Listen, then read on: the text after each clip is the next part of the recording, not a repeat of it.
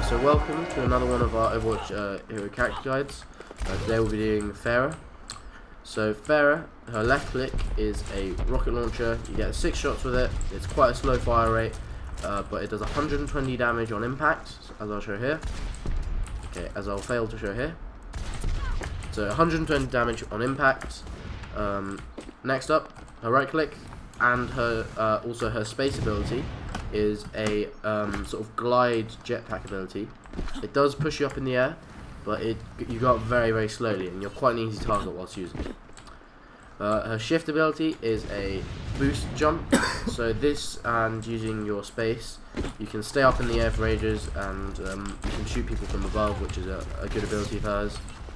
Next up is her E, and it's a sort of disperse a disperse rocket, I guess. So it blows you away, and it's very useful for clearing an objective, or maybe, as I'll show you here, knocking someone off the map, sort of like knocking them away from a certain position. You can use it against Bastion perhaps. So next up is her ultimate ability. It's called Barrage, and her voice line for it is Justice Rains from Above. So often you'll see it used like this, and then you press Q, and it shoots a massive amount of rockets at a specific area. It can be used as a site clear, but not primarily. It's more sort of going for individual kills, maybe killing a tank in particular. Yeah. Pharah is one of the most diverse characters in the game, so you can really use her in any situation. You know, whether you're attacking or defending. You got to use her to snipe bastions, and you got to use her verticality just to get out of trouble. You know, you only have 200 health. You know, you're not a tank or anything, so you got to be careful. You got to use your shift ability and your right click just to get yourself out of trouble.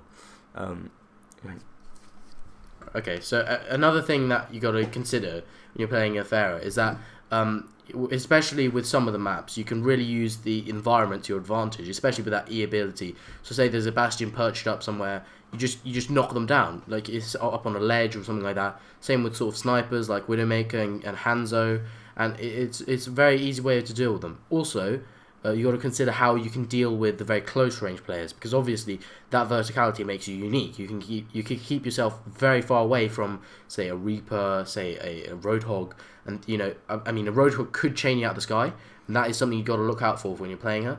But at the same time, he can't kill you directly almost, because I mean, he has his right click, but that's a very short range weapon. So if you can keep above them, and you can do massive damage. Another thing you also definitely have to look out for is being sniped whilst you're in the sky, because you shift initially, you're almost unhittable, but once you start sort of gliding with the right click / space ability, you really are a very easy target, because you don't actually move that quickly whilst you're jetpacking, and the same goes for when you're using your barrage. I mean, first of all, that audio call out, very obvious what you're doing. Everyone knows what's going on, and you got to consider that you're a very easy target for especially a Widowmaker, because there's no bullet drop off. She just has to zoom in on you and you're dead. And especially you could also be chained out of the sky by a Roadhog if you're not high enough with your Justice Rains from Above. And if there's, say, a Reinhardt, he can shield your entire attack. Same with a D.Va. You really got to look out for a D.Va. You don't really expect it because her bullet block thing, but it totally destroys your entire ultimate. And obviously your ultimate is one of the major characteristics of your character, because you can get above them. They don't really know what's going on. They're not entirely sure where you are. They haven't really been paying attention because everything's going around them on the ground, and then you get this massive attack from above. You really got to make it count.